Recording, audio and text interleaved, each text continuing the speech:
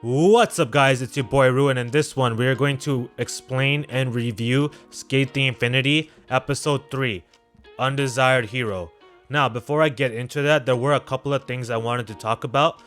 So if you guys want to just see the review itself, go ahead and skip ahead. I will have the timestamps down below in the description. Now what I wanted to address, some of you may have actually already seen, but my reaction to the first episode for this anime got removed, got taken down. So this channel has a copyright strike on it. So because of that, because of that, last week after that happened and I saw that strike and I saw the copyright and I saw it got taken down, I'm not gonna lie, your boy was a little bit depressed. I was highly down on myself, which is why some of the videos from last week may not have been up to par for your guys' standards and especially mine. So I apologize for that, but I am feeling better now. I'm good to go, I'm ready to go, and I'm feeling more motivated than I ever was before. So because I have the strike, I don't want to take a chance and get a second one. I'm not going to be doing anime reactions probably until it gets cleared. I may try to do a couple here and there, like once or twice a week, see how it goes. If it goes okay, then I'll put them out once a week, just because, right, the amount of times it takes to edit, to record, to edit, to upload, to render, upload, and then for it to like get up and then I have to worry about copyright, and if it does get claimed, that's the I have nothing to be uploaded for that day on here, so it's just like an empty slot, it's an empty video. So because of that, I don't want to take a chance, especially I don't want to get a second strike, because I don't want to make any chances with getting this channel shut down. You feel me? It's our little baby, it's our baby growing. You feel me? So I want to keep it going. So I'm not going to be doing any reactions for the most part. Instead, I'm going to be doing review videos for the animes that I'm watching, like this. So after watching this video, if you guys enjoyed this content and you want to support the channel, please smash that like button, because the review does help a lot when I'm creating content. And if you haven't already, hit that big red subscribe button and turn on that notification bell, because I am active on here daily. I post gaming videos every day of the week. These anime review videos like you're about to watch and this one will be up 2 to 3 times a week. And I also live stream all games, all gaming, all the live streams are all about gaming every Wednesday, Friday, and Saturday, 6:30 to 9:30 p.m. Pacific Standard Time. So if any of those interest you and you checked out some of the content already and you're enjoying what you're seeing of what I'm putting out there, feel free to hit that sub button, and we'll definitely welcome you with open arms into the Rude Boy Gaming family and community that we're trying to build and get growing up in here. You feel me? Anyways, that's pretty much it. Now, without further ado, episode 3, Undesired Hero. Let's talk about it. So the main number one purpose of this episode was to introduce Miya Chinen, the next new character in the show.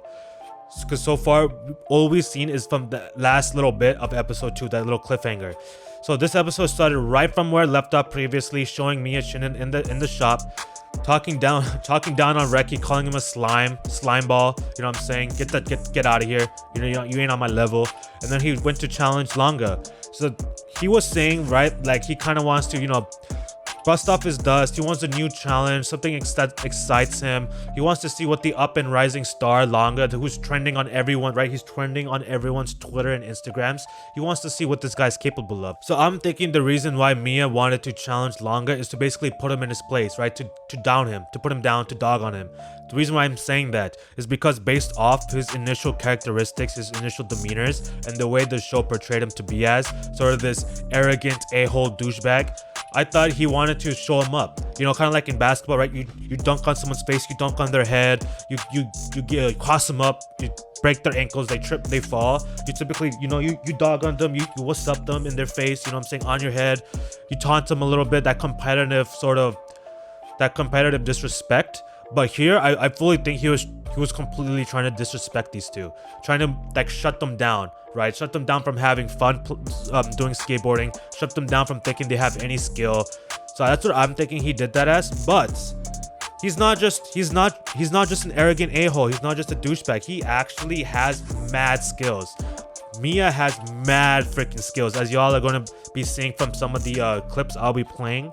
Like the stuff he was doing that little I guess you can call it like a warm-up practice race that he was doing, where he was testing Reki, right? Son, can you do this skill? Can you do that skill? I bet you can't do this. You know what I'm saying? Trying to show him up a little bit there. And then even throughout the rest of the episode, those little clips that showcase he was doing, the little clip video that the shop the shop, not the shop owner, but the guy that works at the shop was showing Reki and Langa, like some of those skills, like his feet work with the board and the balancing, it's nuts. It's out of this world. Absolutely insane. So he's got the skill to back up that talk, right? He can walk it like he talks it. After seeing his confrontation, seeing that he can put the skills, he can put that work in, we found out that he's like just fake guy, right? In front of the camera when he was being interviewed, he was all happy, had this like a nice open vibe to him, like he's very welcoming, like you can approach and talk to him where he's not closed off. And then right after that, after his showcase, obviously he has the right to be mad, but when those two guys that tried to mess with him, when they came up to get their boards back, the way he was looking at him, like from, as you can tell from his clips, completely dogging them, talking trash, putting them down. So initially I really thought he was like this bad, sort of like he was going to be one of the antagonists. However, at the end of the episode, we started getting some of that backstory, which I really like how they designed that, how they laid out that story plot, that progression from giving us that sort of negative dark light and then showing his real character, because it gets us to more emotionally connect and vibe with him, you know. So I really enjoyed how they did that, and we found out that he's not actually a-hole, you know what I'm saying? Like his friends from when he was a child left him.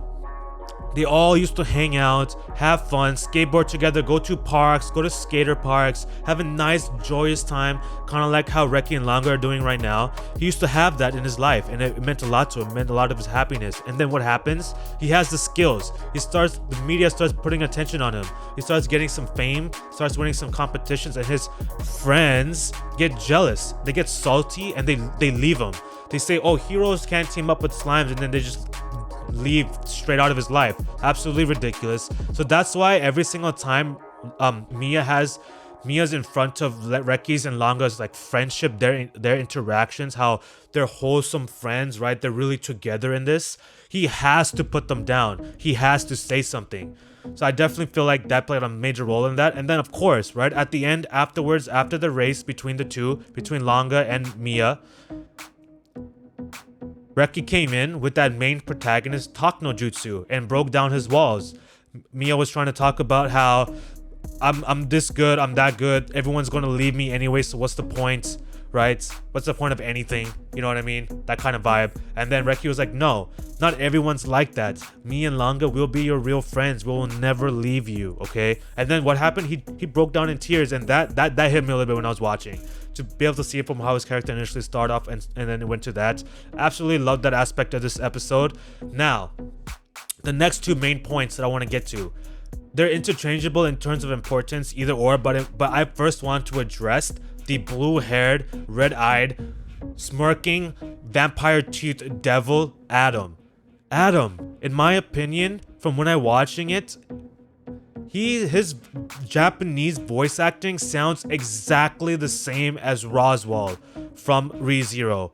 I did not check it. I haven't looked it up because I don't want to see any spoilers by accident. So it's just my raw reaction after watching the episode that it immediately made me think of Roswell's voice acting. So I think that there's some, I think it's the same voice actor for that. And now, based off that clips I've just been seeing, this guy is giving me massive swing Hisoka Hunter x Hunter vibes.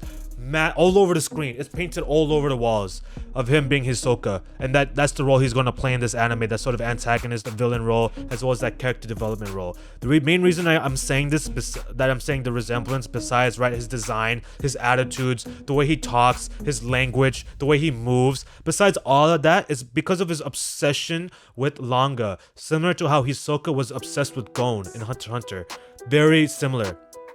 Right, he has this 1,000 monitors, Mr. 1,000 monitor guy, and what he was always watching, he's always interested in Langa, watching Langa on the phone, wanted Miya to race him, and then when he pulled up to the scene, he wanted to go up to him, he wanted to feel up his legs, you know what I'm saying, get nice and close, get nice and personal with our guy.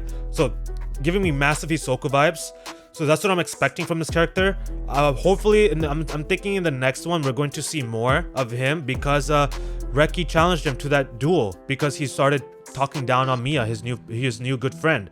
So I'm hoping we get more information on that and to see what kind of role he plays in the story of Sk8 The Infinity. But I'm thinking he is that sort of antagonist type of character. And I have my other two thoughts about him before we move on is that he's either the owner of the Japanese pro team, or he's the owner of the whole pro skateboarding league. Last but not least, before we end this video, the third most important part is, of course, Reki. We can't forget about the main protagonist, right? Mr. Spiky haired headband like Tai Chi from Digimon, you know what I'm saying? If any of you Digimon fans are watching this, shout out to y'all. But yeah, the episode third main point is about Reki. Now, what I mean by that is his innovativeness, his creativity for skateboarding. Because every sport, every activity has a set sort of rules and standards. For example, basketball. The main purpose of basketball, right? Shoot that ball into the hoop, make a basket, score some points, prevent the opposition from scoring baskets without fouling. That's the main sort of rules and the purpose of the game. And then within that, you have the positions. You have point guard, shooting guard, small forward, power forward, and center. Each with its own sort of, I don't want to say rules, but more like guidelines, standards, norms for that describe the athletes that would take role in that position. And then in the pro league, you have, of course, you have tiers, right? So for example, the generational talents, the LeBron James, Kevin Durant, Kobe Bryant, Michael Jordan, Steph Curry, Russell Westbrook, Damian Lillard. They push the limits and rules, norms, standards of the activity, right? LeBron James pushed the boundary for position play, right? He shifted the NBA towards positionless play. He's supposed to be, right, beginning of his career, he's a small forward, right? He's at that 3. Then as he grows, as he builds his body frame, as he gets stronger, as he gets more higher IQ, he can play the point guard now. When he's playing the point guard, he has a height advantage, strength advantage, with the even better court awareness than he already has.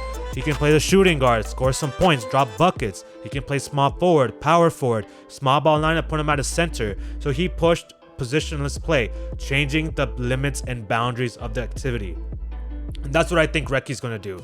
Reki in combination with Langa's pure raw talent and his experience as a snowboarder transitioning into skateboarding. I believe the combination of these two are going to drive skateboarding and Sk8 The Infinity forward into the next level, and possibly that's